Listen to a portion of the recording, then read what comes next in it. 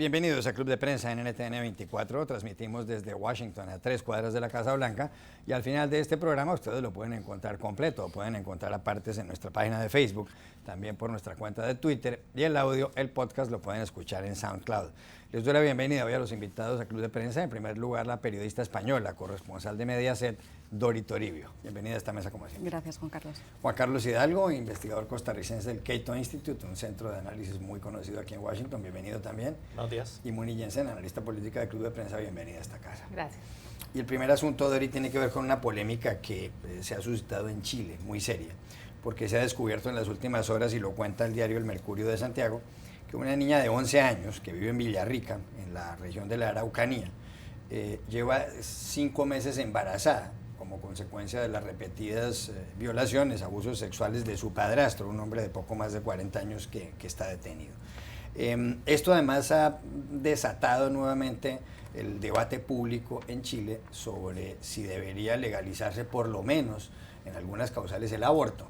El aborto, como todo el mundo sabe, es la interrupción violenta e ilegítima en ciertos casos del proceso de gestación, del embarazo. Pero es que en Chile no está permitido el aborto en ningún caso, ni en el caso de violación, ni en el caso de malformación del feto, ni en el caso de peligro de muerte para la madre, como está permitido en muchos países hasta cierto número de semanas de embarazo.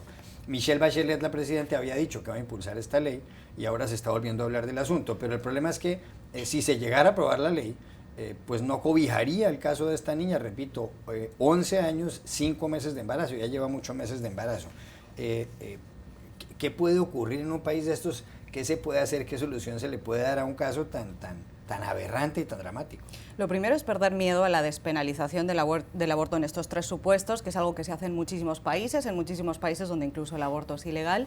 Se despenaliza el aborto en estos 3 supuestos y se hace, recordemos, sobre todo para proteger a las mujeres o a las madres en estos casos, porque estos 3 casos, que son en violación, cuando hay malformación del feto y cuando la vida de la madre corre peligro, cuando se despenaliza en algunos países, esto no es tanto una cuestión ideológica o política, esto se hace porque, pese a que el aborto es ilegal en muchos países, se sigue abortando. O sea, conviene desterrar el mito de que el aborto es legal o es ilegal, y cuando en un país se declara ilegal por la ley, las mujeres no abortan. Esto no es cierto. Lo que hacen es abortar, pero en peores condiciones. Y para que esas mujeres no corran peligro, porque muchas veces la vida de estas mujeres corre peligro, lo que se hace es despenalizar el aborto en estos casos para facilitar estos casos, que además, recordemos, son mínimos. En el caso de Chile, estos 3 supuestos supondrían solamente el 5% de los abortos. También 70.000 abortos ilegales, clandestinos, que lo son todos en Chile, al año. Son todos en Chile, y hay que recordar además que en el caso de Chile lo dramático son las cifras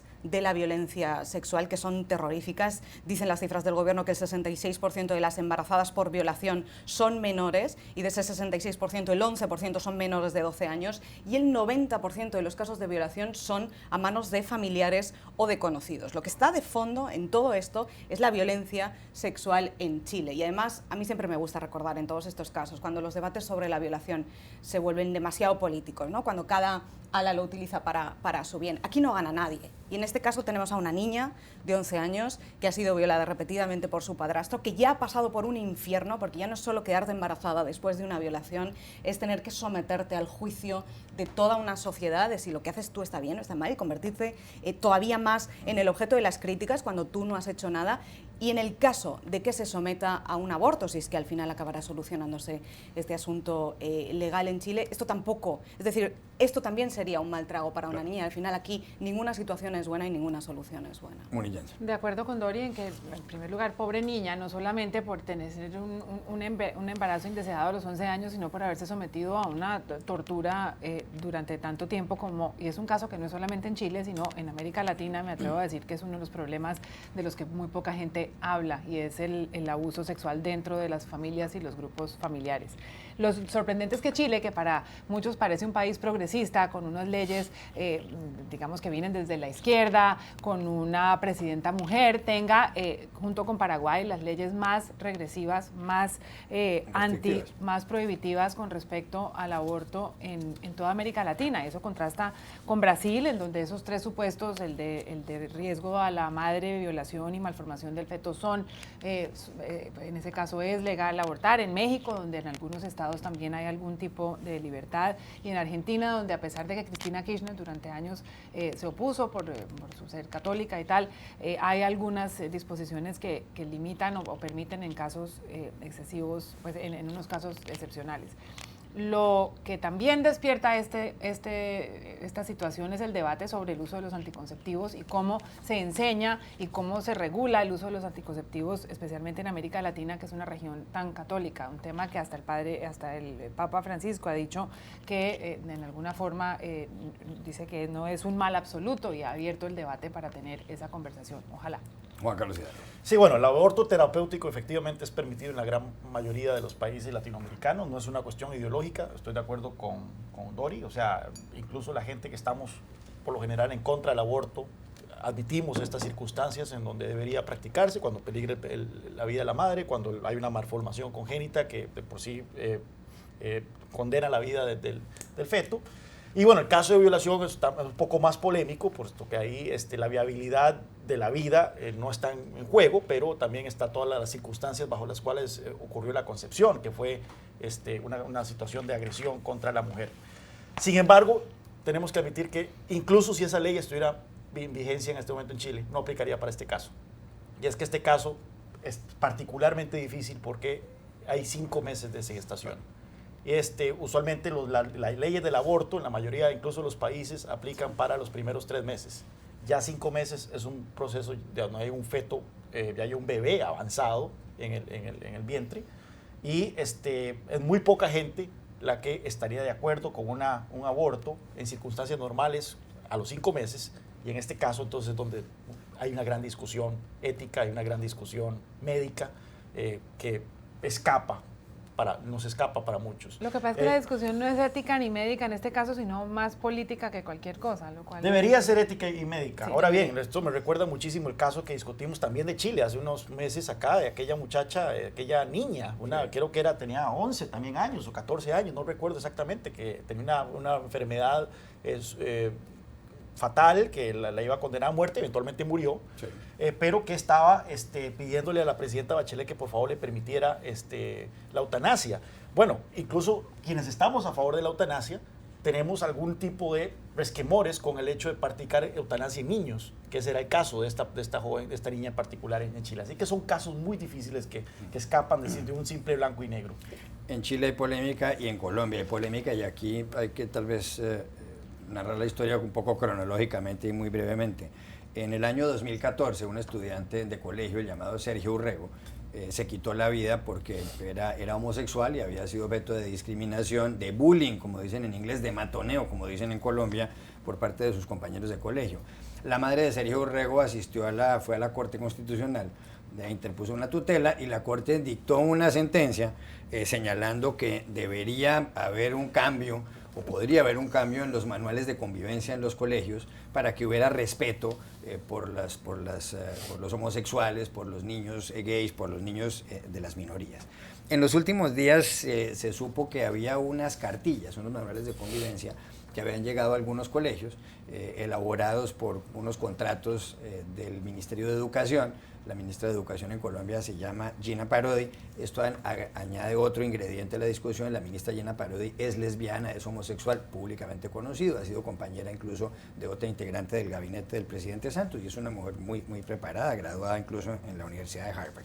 Lo cierto del caso es que llegaron los manuales a los colegios a partir de ese momento, de una forma falsa, alguien en las redes sociales decía que esos manuales tenían más o menos una incitación al homosexualismo. Incluso, y esto sí es verdad, dentro de estos nuevos manuales, Colombia Diversa, una entidad que defiende los derechos pues, de las personas de distintas inclinaciones sexuales, incluyó una frase que dice: no se nace siendo hombre o mujer, pues la identidad de género es una construcción de la sociedad. Eso dice el manual, cosa que ha sido criticada por la derecha colombiana, por el Centro Democrático. Es verdad también que la ministra de Educación, cuando se le hablaron de los manuales, que habían llegado a algunos colegios, ella dijo en un comienzo que no existían los manuales, y es verdad que sí existían, aunque no con estas imágenes y demás. Lo que pasa es que esto suscitó tal cantidad de manifestaciones públicas de parte de un sector de la sociedad colombiana que la gente se echaba a las calles, y el debate parece, y esa es la pregunta, ¿salió de madre? ¿Se salió de madre esto? La gente no ha podido centrarse en el debate, todo a pocas semanas de que haya un plebiscito por el acuerdo de paz que se llega a firmar con las FARC, que es otra cosa, pero se está mezclando todo esto y se salió de madre. Están muy fáciles los temas hoy, Juan Carlos. En primer lugar, yo creo que esta gran maraña que se ha armado en Colombia hay que descomponerla en sus partes. Primero, con respecto a la educación sexual a los niños en los colegios en Colombia. Existen unas directrices de las Naciones Unidas, de la UNESCO, existen una forma que está aprobada y que se ha utilizado en Europa y en muchos países desarrollados sobre cómo enseñarle a los niños de una manera científicamente correcta la educación sexual. Yo no sé por qué se ponen tan creativos. Existen unos parámetros incluso en los colegios públicos de aquí de esta zona donde se enseña la prevención de enfermedades, científicamente cómo sucede la reproducción, hay información sobre la transmisión del SIDA, como sobre casos de acoso sexual, sobre preferencias sexuales, etcétera, sin ponerse creativos, sin editorializar. Yo no sé por qué en este caso en Colombia se ha llevado a un tema tan subjetivo la educación sexual que ya está inventada. Por otro lado está el tema de la preferencia o la inclinación sexual de la ministra, que se ha utilizado en dos sentidos. Es posible que se haya utilizado por parte de ella para hacer activismo a favor de la causa de los homosexuales, lo cual puede o no ser legítimo, pero es muy posible que esté sobre la mesa. Y por otro lado se ha utilizado como una razón de discriminación y odio contra ella entre las personas que son intolerantes a al tema homosexual, y eso en ambos casos ha contaminado este debate. En tercer lugar, es un referendo sobre el gobierno de Santos y se ha convertido en un momento de gran polarización, en una especie de tomar partido a favor o en contra del gobierno, de pedir o no la renuncia de la ministra. Yo creo que lo que se debe hacer es, primero, simplificar el tema de la educación sexual; segundo, mirar la gestión de la ministra de Educación en términos objetivos y no acalorados; y en tercer lugar, pues no revolverlo con la satisfacción que haya con el gobierno de Santos. Juan Carlos Hidalgo. Hay dos hechos incontrovertibles. Uno, de que existe la diversidad sexual. O sea, en la población, como un todo, hay gente que tiene diversas orientaciones sexuales, hay gente que le gusta a la gente del mismo sexo, hay gente que prefiere a la gente de ambos sexos, etcétera, etcétera. Y esto es un rasgo con el que básicamente todas las civilizaciones compartimos en la Tierra. O sea, es una cuestión biológica, es una realidad. Sí. Y también es una realidad el hecho de que hay un sector nada despreciable de la población en muchos países, particularmente en nuestros países conservadores latinoamericanos, que ve a la diversidad sexual como un pecado, que lo ve como una perversión, una enfermedad. También hay otro hecho incontrovertible, y es que la gente que es homosexual o bisexual o parte de la comunidad LGTB sufre una discriminación, y en muchos casos esta discriminación termina en episodios lamentables como el suicidio de este muchacho en Colombia. Sí. ¿Debe el Estado promover la tolerancia y el entendimiento hacia estas minorías? Sí.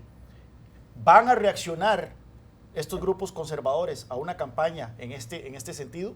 Por supuesto, y eso es lo que está ocurriendo. Siempre estos grupos van a reaccionar a cualquier tipo de campaña pro entendimiento, pro tolerancia, diciendo que lo que están haciendo es fomentando un comportamiento que ellos ven, lo que ellos ven como un comportamiento perverso. Sí. Y eso es lo que está ocurriendo en este momento en Colombia. Yo creo que las autoridades colombianas no deben ser intimidadas por estos grupos, deben persistir en su campaña de entendimiento y de promover la tolerancia en los centros educativos. 40 segundos. Bueno, primero bien que se esté teniendo este debate en Colombia, porque este es un proceso natural en muchas sociedades. Recordemos que solo en abril se ha legalizado el matrimonio homosexual en Colombia, y esto pasa en muchos países. Una vez se da ese primer paso legal, en la sociedad se abren otro tipo de debates sobre otro tipo de cuestiones, y suelen ser o los libros de texto educativos o las cartillas o los manuales sobre qué hacer a partir de ahora, y eso es porque el debate está sobre la mesa. Y bien, ahora, lo importante aquí es centrar el debate de verdad, y el debate en Colombia no es sobre las cartillas, igual que el debate en Chile no es solo sobre la niña de 11 años y tiene que abortar o no. Lo que queda de fondo siempre en estos debates es la educación sexual, y el argumento que está utilizando mucha gente en Colombia en este caso para argumentar sobre las cartillas no es sobre las cartillas, es sobre que no quieren que haya educación sexual en los colegios antes de la secundaria, porque consideran que puede provocar comportamientos o conductas sexuales más tempranas entre los niños. Esto es lo que hay que descartar ya en este momento, este tipo de argumentaciones que quedan en el pasado. La educación sexual es necesaria y es la única manera de evitar los embarazos indeseados.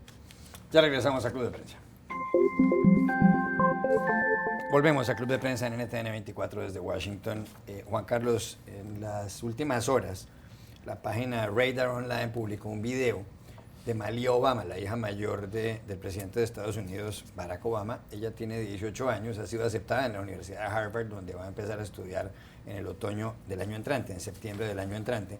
Y en este video se ve a la niña en el festival Lollapalooza, en Chicago, en el estado de Illinois, aparentemente fumando marihuana, o dándole una calada, como dicen en España, o un pitazo, dirán otros, o una copiada, como dicen en Colombia, aparentemente a un cigarrillo de marihuana.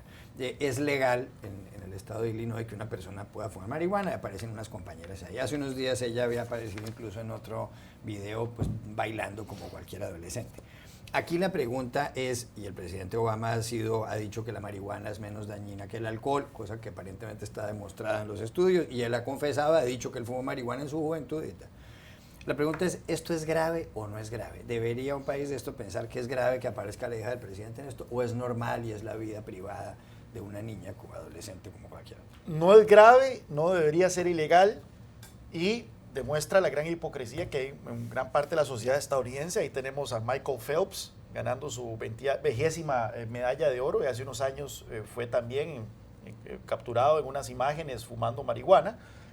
Gran cantidad de estadounidenses fuman marihuana, es un porcentaje impresionante de la población el que en su momento ha fumado en algún momento marihuana, pero esto significa que no debería ser ilegal. O sea, no se justifica que en este momento en las cárceles de Estados Unidos haya decenas, sino cientos de miles de personas detenidas por simple posesión de marihuana. Es una droga que debería ser legal, que ya se ha empezado a legalizar en algunos de los estados de la Unión, y que lamentablemente el presidente Obama, habiendo sido un confeso usuario de marihuana, no ha hecho nada para despenalizar a un nivel federal. Dori Toribio. Bueno, aquí yo tengo el corazón un poco dividido, porque pese a que estoy de acuerdo con Juan Carlos en que existe una demonización del consumo de marihuana y existe este argumento de, bueno, es que los jóvenes empiezan por la marihuana y acaban siendo o drogadictos o delincuentes o criminales, y el argumento básico para contrarrestar esto sería no, porque Obama ha confesado, y hay fotos de él fumando marihuana cuando ya estaba en la universidad y ha llegado a ser el hombre más poderoso del mundo. Es decir, este argumento lo desarticulamos si es